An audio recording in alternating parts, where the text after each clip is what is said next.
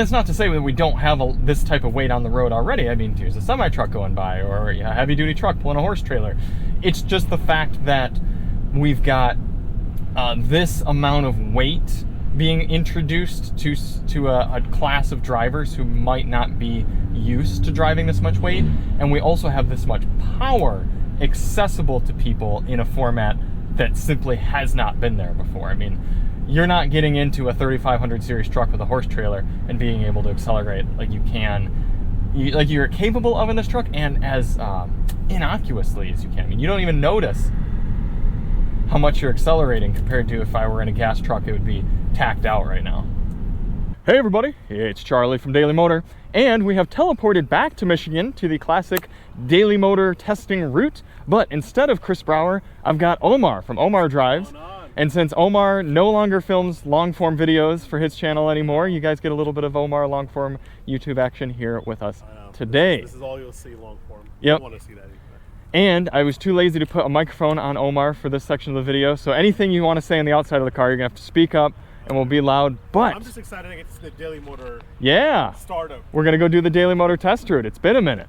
But the star of the show here is a car that I have arguably been more excited for than just about anything else I've driven. Now, yesterday we shot the Equinox EV, and I said I was very excited about that car, but this one goes even further than that, because we've seen a number of full-size electric pickup trucks hit the market recently. Obviously, we had the F-150 Lightning, we got the Rivian R1T, Tesla Cybertruck now. I mean, you can argue about whether it's a full-size truck or not. But what makes the Silverado the most interesting is two main reasons. One, this is the first ground-up built electric full-size truck by a traditional auto manufacturer. So the F-150 Lightning was a good product, but essentially it was an F-150 that was retrofitted to be electric. However, this is a unibody truck that's built fully as an electric vehicle. So despite sharing the name Silverado, it really doesn't share much to the gasoline body-on-frame Silverado truck that we know and decently love. And secondly, this is important because Chevy didn't take the approach that Ford did of trying to be the first one onto the market and kind of cobbling something together in order to scavenge up some of those initial almost beta test buyers. No, what GM did, which I think is really smart, is they started with a lower volume truck, the Hummer. The Hummer pickup truck and Hummer SUV, essentially the same platform and vehicle as this, but it allowed them to do a little bit of kind of tweaking and soft launching this product onto market so that when that truck inevitably did have some issues, it wasn't a whole bunch of buyers and it wasn't a mainstream product that they were having the issues on, so that when they did come around to launching this Silverado, more of the bugs are going to be worked out, tweaked, and we should have a pretty darn compelling product here in front of us. So today on this first drive event, we've been driving this 4RST model. Technically, it's a first edition. So this is going to be pretty darn loaded, including things like what I think is kind of silly on a full-size pickup truck, 24-inch wheels, pretty massive. But we're also going to get a little bit of time in a work truck model later today, so I'm a little bit more excited about that one. Because despite all of the new Silverado EVs being pretty expensive, this one is remarkably so. This one's somewhere around $95,000. The work truck we're going to see later today, even though you can't buy it necessarily as a general consumer like you and me, it's going to give us a little bit more of a look into what maybe more of like a 2LT sort of Silverado EV will look like when that comes out later this year. So let's do a little poking around right now, and then we'll go around the Daily Motor test loop. Here on the back side, we're seeing a full charger port that gives us up to 350 kilowatt fast charging capabilities. We've got the Flex Multi-Pro FlexGate, whatever Chevy wants to call it. Chevy and GM call it a few different things, but essentially what it allows you to do is reconfigure the sped in a few different setups. And we have a mid-gate up there, which we're going to play around with a little bit more, but that should give us up to just over 10 feet of total length that we can utilize with this truck, which is pretty darn cool. Also, I'm kind of happily surprised that this is not a power lift up. I guess I kind of would have expected it to be at this price point, but how do we get just this part to open? There we go.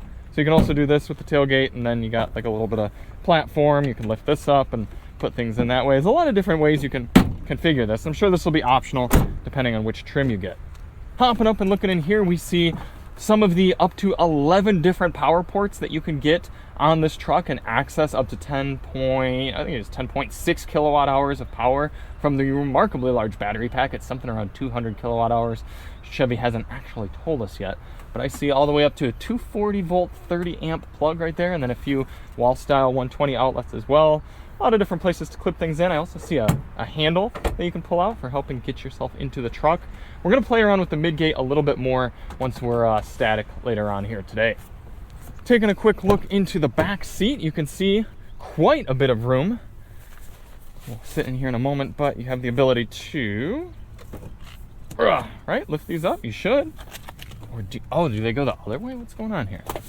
Oh, okay, so this is the way that you bring these up, and that actually probably helps you utilize the midgate functionality, which again we'll play around with a little bit more here soon.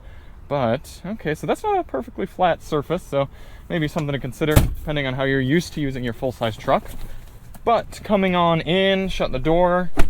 The driver's seat is set to my 5'10" driving position. You can see how many acres of room I have here. I mean, some people are going to wish we had a little bit larger bed and maybe a little bit less room here, because this kind of seems excessive. There's so much room here. I mean, you could have roof race and car seat, no problem. You could have huge adults, but you do have heat back here. You got power points and some vents.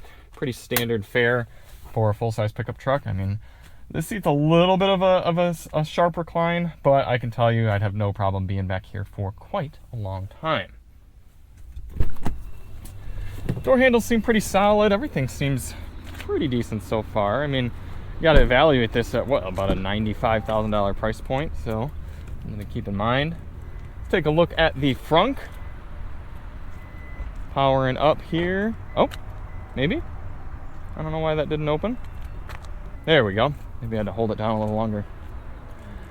Definitely nice to have this, because this is a full locking and waterproof area. You can put all sorts of things. It seems decently deep, maybe not quite as cavernous as some of the other frunk offerings on the market, but you have some metal tie-down points. You have the ability to charge things right here. Another 20 amp, 120 volt outlet there. Yeah, that's gonna be nice to have. That's some of the tough things with pickup trucks is it's not often a good place to put things covered from the elements without having something like a bed cover. Hopping on in, we see 4-way lumbar adjustment for the driver. Got power, of course. Taking a look around, 70% charge, still saying 313 miles of range, because they claim an EPA estimated mixed driving range of 440 miles here for this RST model. Looking around the interior, we've got a decent amount of place for things. You can see our key sitting in this softer area. We've got wireless device charging up there. I see 2 USB-C ports. We've both got room for some drinks, although maybe a little bit more limited, because you got some water bottle storage in the door, so that's something. Check this out. Yeah, so very customizable center console area. That's definitely important for those road trips or even just driving around daily. Fit my big head in there. Could. It'd be a little uncomfortable, but you could do it. You got even more in there with some power points and a light, pretty deep. And then, yeah, you could kind of slide that back in. That's where that goes. All right. Dual zone climate control, of course. And to bring the truck to life, I simply push my foot on the brake, and on it comes. And of course, being electric, it's quiet, and column shifter, something that we love to see around here at Daily Motor, because it just works. You know, I like to say, if it's good enough for Mercedes-Benz, then it should be good enough for anybody. So like I said, we're going to be spending more time with the truck throughout the day, but since we are located so close to the old Daily Motor stomping grounds here, I figured to give Omar a little drive around the Daily Motor test loop, make Chris Brower jealous. Yep. We do have a few different drive modes in here, but what's the best way to switch through the drive modes in the Chevys? I haven't exactly figured it out. Touchscreen, of course. Okay, so there. Home drive modes. Okay, fair enough. All right, so we've got my mode, which is customizable, normal, off-road, and then tow haul. So no sort of sport drive mode in here, but I guess just to go sporty, you just push your foot down a little further, which I am perfectly okay with. So some things we've noticed is obviously we are running around on 24-inch wheels, not the world's biggest sidewall, and because this is a really heavy truck, I mean, we're talking somewhere around 8,500 to encroaching 9,000 pounds, you gotta have a lot of air in those tires. I don't exactly know what the recommended PSI is. We'll have to take a look at the door placard, but we're dealing with a lot of tire pressure and just not a lot of kind of soft bump absorption. So we're feeling some of that primary ride coming through. We're feeling those road impacts coming through, and we're not noticing it too much here, but we should notice it around the rough ride section of the test loop. But decently quiet. Obviously, you'd expect that from an electric vehicle. We're not having a big V8 motor trundling along underneath us, but then you do pick up a little bit more on the road noise and the wind noise. I've noticed a little out of these big mirrors, but I gotta say I do appreciate having the big mirrors. We got that one pedal driving regen bringing us down, and we should have 2 different levels of one pedal driving. If I go into see more controls, drive and park, one pedal driving, I could switch this to high, and then hopefully we don't end up making Omar sick from the car kind of bringing itself down very aggressively. But I mean, we saw how many kilowatts are coming back into the battery at that. So if I come into this roundabout here doing about 50 and I start easing off the accelerator, we're getting 175 kilowatts of max regen. I mean, that's a lot of kinetic energy coming back into our battery. So Omar, this is coming out onto the straightaway and then coming into what we call oversteer. We've got the different corners around the test loop named. This is where we get on it. And then we hope that whatever car is pulling out right here isn't going to cut straight across and go into our roundabout.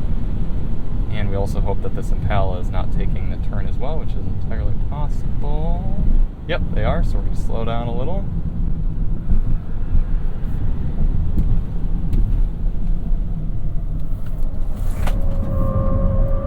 A lot of understeer, not too surprising given the weight, but it is rotating around on power, coming into off-ramp.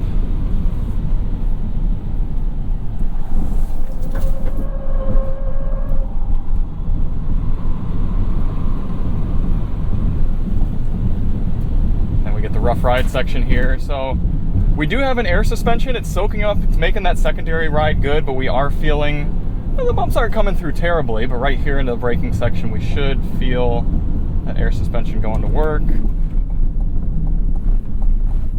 Not too bad.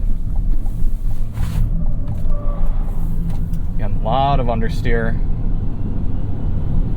All right, we're gonna come in for a 60 to 0 braking. You ready? All right, let's go.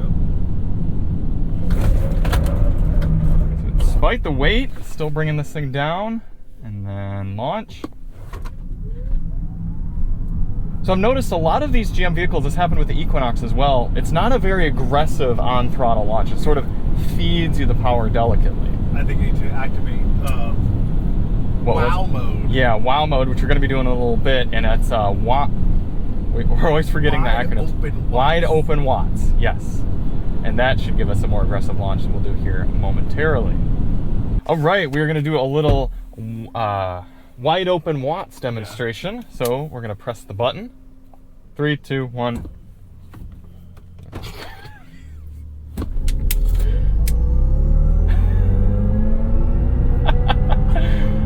It's fast, it's quick. Omar's just mad because we can't get the sound to work on camera. It's very inconsistent. Oh, it's because you turned the sound system off. Oh, is that it? Gotta wait for the volume bar to go in. That's what it is. Okay, so if you have your volume muted for the radio, then it doesn't make the sound. No. So again, I'm not even on the brake pedal right now. I'm letting the car slow down itself.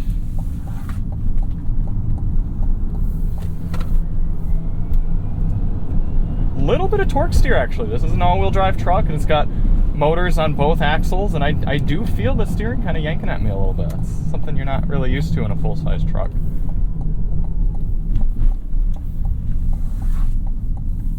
And just catching the red light, so we will sit here. Not too bad. Not bad at all. No.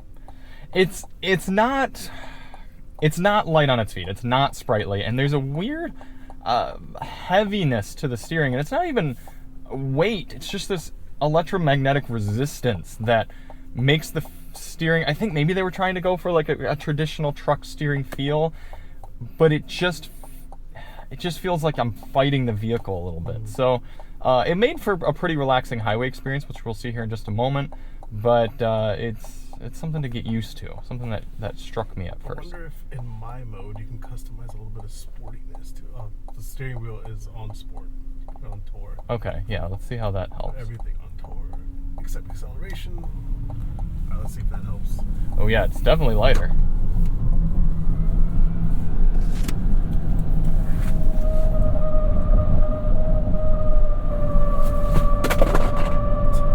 I warned him. It's all good. All right, let's see. We're not gonna be able to get any Super Cruise, but I'll drop that footage in here at some other point.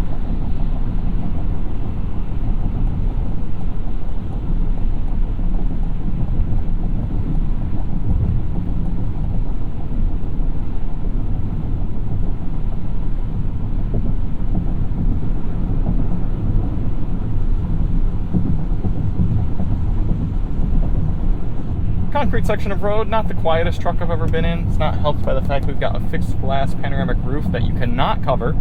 Suspension feels smoother now, does it? Perhaps, but keep in mind we were not in my mode before. We were in normal, I think. Oh, we were in? We're normal. But this were we?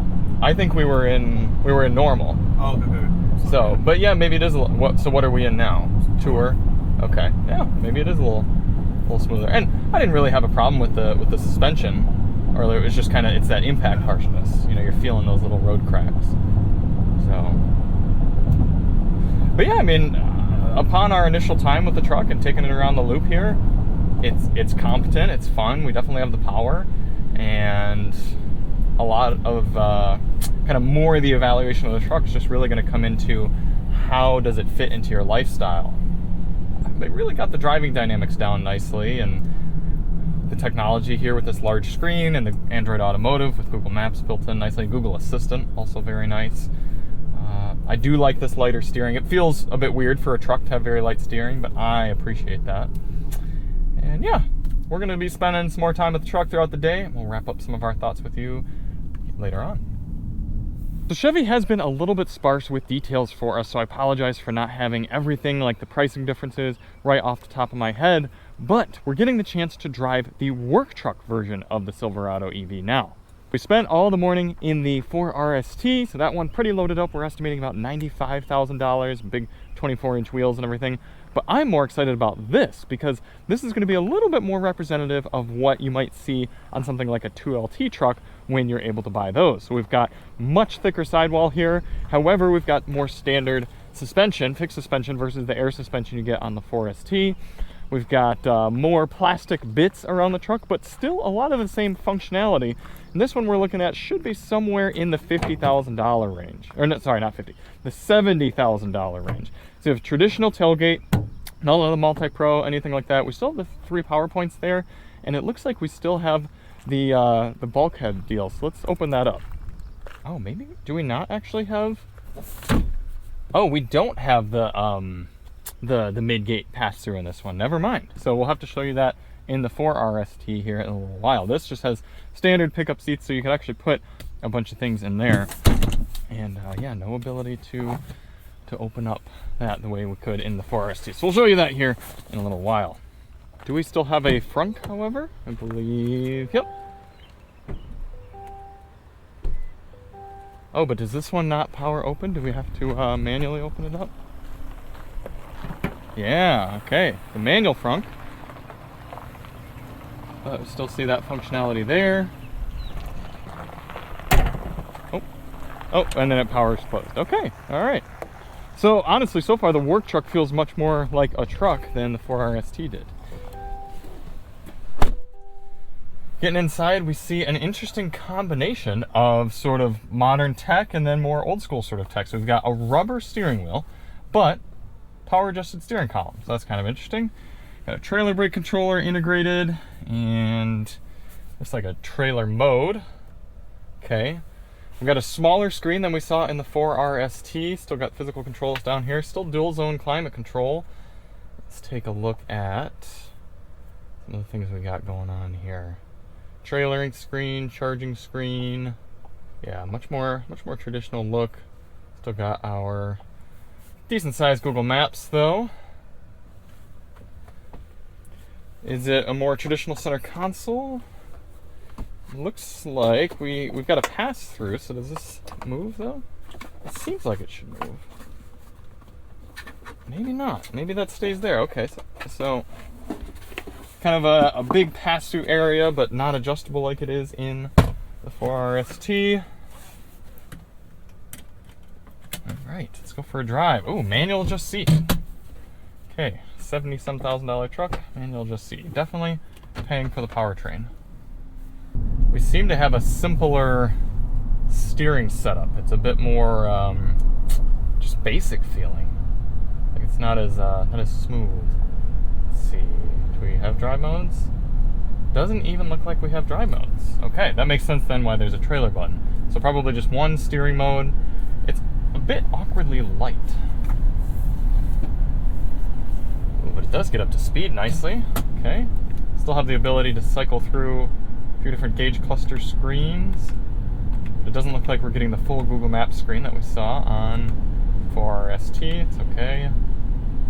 You certainly feel more road with the standard suspension, but I don't mind it. I really don't. It feels more like I'm just driving a truck. I'm actually really impressed with how this truck drives, cruising here at 60 miles per hour. It's still pretty quiet. It's confident. Seats seem comfortable. It's just kind of this plasticky, not plastic, but you know what I mean, like a vinyl sort of seat. Maybe it's a fake leather, I suppose. Yeah, this feels more honest. I like this more as a truck. It feels more like I'm driving a truck. So this is interesting. We saw this back with BMWs when they were developing both fixed suspension versions of their cars and then the adaptive suspension with multiple different drive modes and suspension tunings. Oftentimes the cars with just one fixed suspension tuning drove better than the adaptive suspension cars because they could focus on just one version of the suspension and make that as good as possible. And I know people are going to have different preferences for different use cases, but I really prefer driving this more traditional feeling truck. The steering feels more honest, the suspension feels more, I guess, predictable and what you expect out of a truck, even though this still is a unibody machine. I think I like this better than the big fancy one. So we're going to spend a little bit more time. I'm going to we'll take a look at the midgate. I'm actually going to try to get into that one that has the trailer attached. So we'll see about doing that here. But I find this work truck model to be promising because it's showing that you don't need to spend the $90,000 to get a good truck here. Up out and take one last look at it here. Yeah. Cool, so I'm going to try to pull in a little bit more information from the Chevy team, see how much this one costs and the other one we're driving. Take one last look at the RST and the midgate and everything like that, and wrap up our time here with the Silverado EV. I'm happy to announce we do get a little bit of time towing with the Silverado EV as well. This trailer looks like it's about an 18 to 20 foot trailer, dual axle. I've been told we've got about 5,500 pounds total, so a mixture of cargo and then the weight of the trailer as well back here. Now I do need to do a little bit of calculation based on what your payload is limited to. I think that's going to be the biggest limiting factor. Is not going to be towing capability, because we've got a 10,000 pound tow rating for the Silverado EV, but payload is going to be a little bit more of an issue because we've got about a 1,500 pound payload, and that means we got about 500 pounds taken away from the trailer. So we're only looking at about 1,000 pounds worth of gear put to, let's just say, 500 pounds worth of people and stuff. Okay, so you got 500 pounds left to put things into bed. So yeah, if you got a bigger family and a lot of things, you're going to want to be careful with that tow rating, but I think you're going to be okay for most types of driving situations. So let's hop on in here. We haven't had it prepped for us or anything. Tire pressure 61 and 68 for this model. Yes, getting back into the RST after being in the work truck. It does feel nice in here. It feels nicer. Put on the brake. And I should point out that they want us to tell you that you can do Super Cruise with the trailer as well, and we probably will try to do that. Now, I've towed with GM and Chevy vehicles before, and they have a lot of nice towing features, including this light test, so you can press this and walk around and see all the different trailer lights come on to make sure they're all working. You don't need to be barking at your your spouse or child to deal with that. Oh, look at this gross combined weight alert. See, I told you. They knew that was going to be an issue as well. Looks like our trailer brakes, which we have the integrated trailer brake controller right there. That's already set to 4 gain. That sounds about right to me. Let's make sure we're in trailering drive mode. Yep, tow haul. Okay, a little information. Towing and hauling heavy loads. Adjust accelerator response to compensate for heavier loads. Resets if your vehicle's off for an extended period of time. That's nice that it stays on through the restart cycle. Okay, I think we're ready to go. So we got it in drive. And obviously we've got plenty of torque, so the trailer itself should not be too much of an issue with towing. The mirrors have a little bit of a width to them. There's definitely still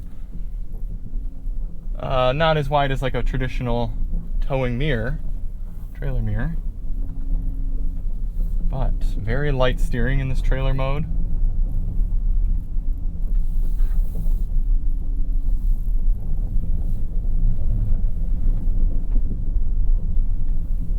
I'm feeling the weight back there. You can feel it yanking around. This is pretty heavy. I mean, it's about as heavy as your average person is going to tow with something like a larger camper or a boat. Any hesitation? Let's get out here. Oh my gosh, that's so nice compared to a gasoline car.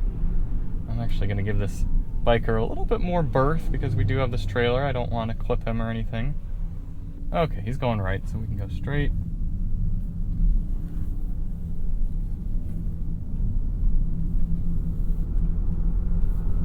Man, look how easy I can still get up to speed. Oh, that's fantastic. Yeah, effortless. And then you can press this. And we should have Super Cruise enabled any moment here. They told me this is a Super Cruise capable road. Yep. Oh, I just saw the indicator. There we go. So we are on a 55-mile-an-hour road here, doing Super Cruise with a trailer. The truck can drive itself. How cool is that? And oh, it's still so quiet. If you're somebody who is used to towing kind of this sort of weight and this sort of air resistance with a traditional combustion engine, you know you're hearing the engine work, getting up and down some of these hills, but this is nice. This is peaceful. I know there are a lot of traditional truck owners who would definitely have a tough time letting the vehicle drive itself like this with such a heavy load, and it's interesting that GM is confident in it. I get it. But man, you really got to be careful. I mean, some people don't even advocate using cruise control when you're towing on a road like this. Just for kicks and giggles, let's disengage the cruise and let's pull on it here. Full throttle, 530 kilowatts. I saw there for a sec. Woof. I mean, people are really going to have to be careful with these electric trucks once they're out towing things around. I mean, think about how much weight is moving down the road right now. We've got a 9,000-pound truck and a 5,500-pound trailer. And this is going to be somebody coming off the boat launch, a few beers in after spending a weekend on the lake, all sunburnt and arguing with the wife. And it's a lot of responsibility under your right foot not to just hop in and yeet this thing up to highway speeds on your local back roads and lose control. So just something to keep in mind. To beware of who's out there on the road with you. And that's not to say that we don't have this type of weight on the road already. I mean, there's a semi-truck going by or a heavy-duty truck pulling a horse trailer.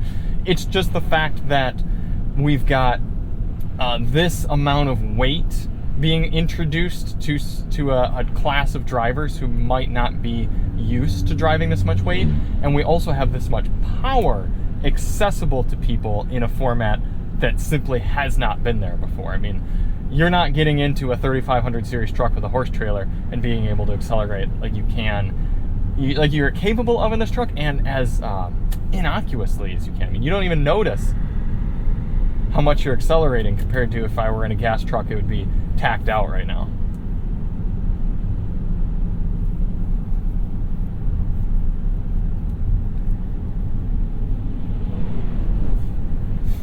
Now, of course, people are going to want to come in here and talk about range while towing.